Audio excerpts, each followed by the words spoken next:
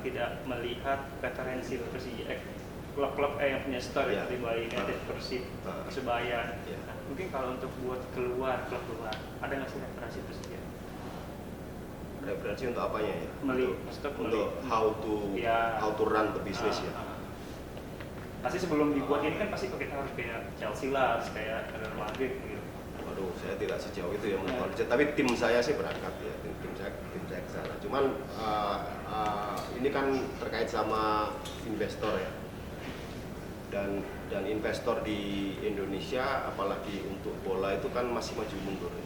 Maksudnya kalau kita bandingkan dengan negara lain yang jumlah penonton di stadionnya cuma segitu, tapi bisnis yang dia create itu bisa segede itu. Sementara di Indonesia kan untuk Asia Tenggara atau mungkin Asia kan penonton di Indonesia adalah penonton terbanyak kan. Iya. Tetap stadion, apalagi kalau timnas. Tapi bisnisnya atau sponsor yang melekat di baju-baju pemain kan itu saja.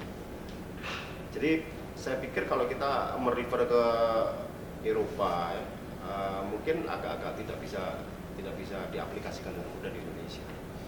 Jadi ya sementara kita berkreasi sendirilah ya, comot di sana, comot di sini. Kalau misalkan misalnya Bali United melakukan sesuatu yang bagus ya nggak apa-apa, kita bisa adopsi, atau Persibaya melakukan adopsi ini yang bagus. Seperti Persibaya saya tahu dia sudah mulai melakukan penjualan tiketnya waktu itu ya melalui outlet-outlet mereka. Dan itu bagus karena memaksa orang untuk berkunjung. Saya sedikit cerita Pak ya. Boleh. Saya juga suka melihat store-store yang ada di klub luar. Contohnya kita ke Thailand lah, di Buriram itu Buriram salah satu kan klub besar di Thailand kan. Saya melihat di Instagram mereka ketika mau ada launching jersey pemain, itu warga-warga Buriram United itu udah meletakkan sepatu dan sendal di depan ngantri. Sampai ada membuat kemah di situ, tapi pengen, karena emang bener kata Bapak, prestasi tim sangat berpengaruh terhadap supporter. Dan ya mungkin bisa semoga aja bisa dilakukan.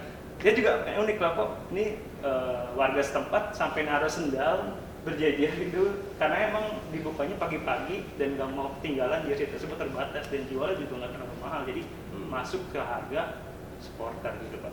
Ini kalau Bapak mungkin itu sangat mungkin juga terjadi di Persija ya kan, hanya mungkin timingnya aja atau mungkin strategi yang kita lakukan masih belum tepat. Sekarang seperti kita tahu jersey yang kita jual itu adalah jersey paling mahal ya antara klub-klub lain. Waktu kita launching banyak sekali yang kaget, tetapi produk itu diterima.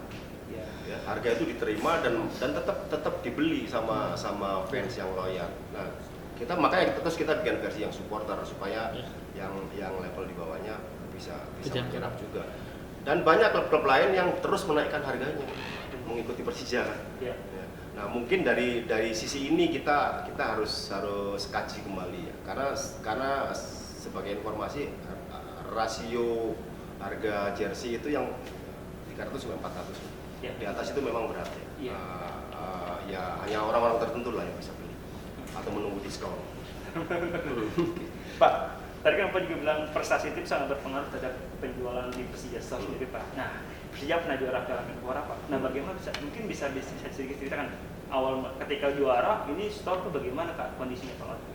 Ya kalau luar biasa sih enggak ya, tapi berdenyut lah ya pada saat Piala Menpora itu selenggarakan sudah mulai berdenyut, artinya orang-orang kesini sudah menanyakan di jersey-nya, dan jersey kita sold out yang kita produksi untuk Menpora itu sold out. Bahkan kaos yang merah ini nggak sempat mampir ke toko, jadi dari pabrik udah langsung outlet udah langsung terjual habis, udah nggak sempat di display di sini habis. Jadi artinya kan memang ya sudah itu fakta.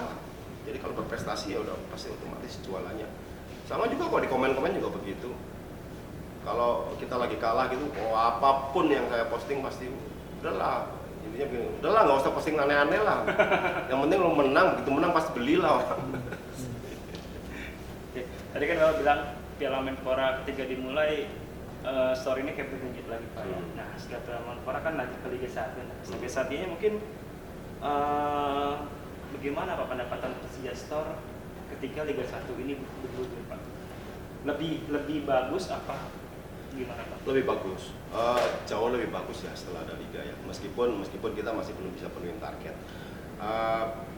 Kalau dari traffic meningkat, kemudian kita ini masih belum banyak, nggak tahu.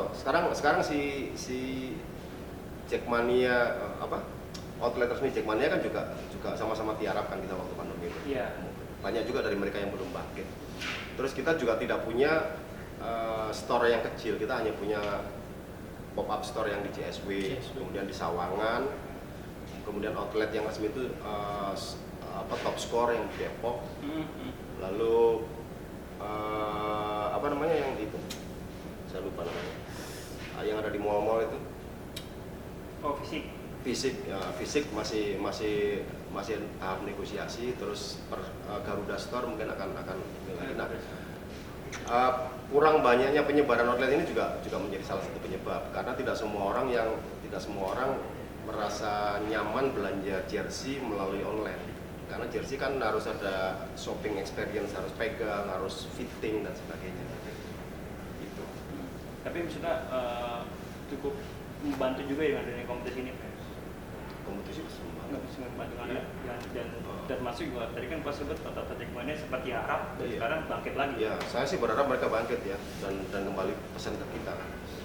Oh, berarti hanya maksudnya yang tadi kan hanya mengasih jersey aja ke Tata Jackmania atau kayak semacam shawl, boneka juga jual di sana nggak sih? Tergantung pesanan mereka. Tergantung permintaan, ya. Oh. Tapi kalau jersey begitu kita launch, kita selalu tawarkan. Jadi sejak awal itu setiap kali kita mau launching kita tawarkan. Seperti supporter. Jadi supporter itu pada saat kita mau launching kita tawarkan. Dan Jackmania mau eksklusif, tidak dijual di tempat lain, hanya dijual di outlet Jackmania. Oke, kita jual hanya di outlet Jackmania. Jadi nggak ditemukan di tempat lain. Setelah selesai mereka baru di marketplace, baru di toko. Berarti strategi Jackmania juga sangat bagus juga ya Pak? Iya. Teman-teman Jackmania lain juga nggak bisa dapetin demi membantu perekonomian iya. kali ya? Saya rasa sih enggak. Saya rasa itu pengalaman mereka tahu persis bahwa kalau harganya seharga jersey supporter itu pasti akan cepat diserap. Dan mereka komit itu. Jadi kayak kan kita bikin pre-order. Ada yang pre-order saya langsung beli sekian puluh pasang gitu. Habis semua. Waktu itu malah kita bikin itu hampir 10.000 ya yang versi supporter. Dan itu diserap semua sama Jackmania. Hampir apa? Hampir 10.000 piece. 10.000 piece. Yang supporter. Di supporter. Diserap sama Jackmania. Iya. Pas 31 mulai ini. Enggak, yang tahun awal tahun. Sebelum pandemi. Lebaran tahun 2020 ya. Mungkin karena kalau seandainya ganti jersey desain juga akan terjadi seperti itu kali Pak ya? Iya. Cuman kita nggak ganti desainnya karena baru dipakai 2 kali. Sayang juga. Baru dipakai 2 pertandingan, langsung ganti. Oke. Pak, nah masalah jersey ini Pak. Tadi kan Bapak bilang baru bermain 2 kali dan akhirnya memutuskan untuk tidak menggantikan jersey ini, juara nih Pak ya. Ini udah memasuki 2 bulan lagi kompetisi akan selesai nih, Maret selesai, artinya akan menyambut lagi rencananya bulan Juli akan ada kompetisi lagi Pak. Nah, sebagai aparel nih juara, Bapak juga di pihak juara sudah menyiapkan belum sih Pak desain buat sejak musim depan? Kalau menurut Mas sudah belum? Ya menurut saya udah, nggak mungkin nggak belum.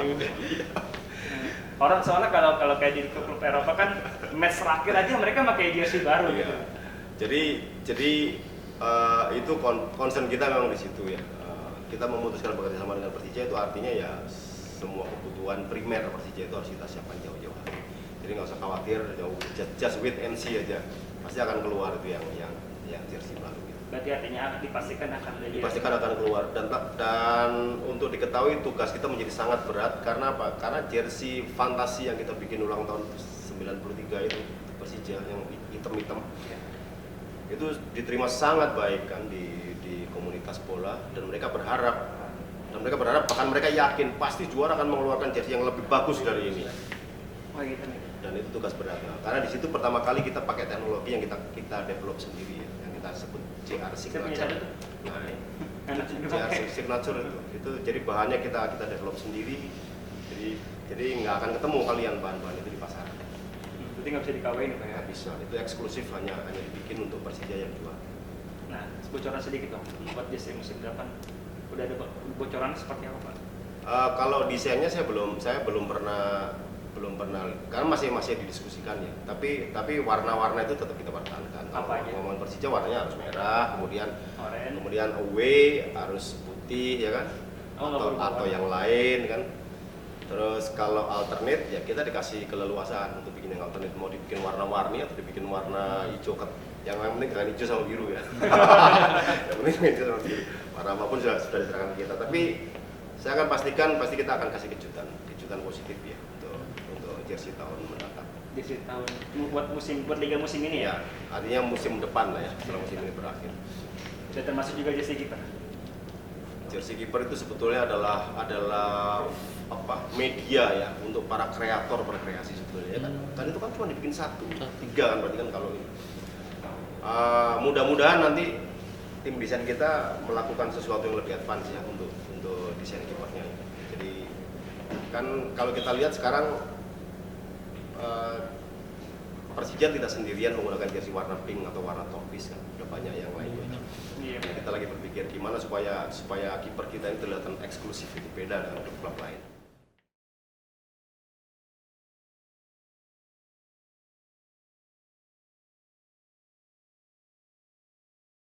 Terima kasih sudah menonton. Silakan subscribe, like, dan jangan lupa komen di bawah ya Bola Spotter.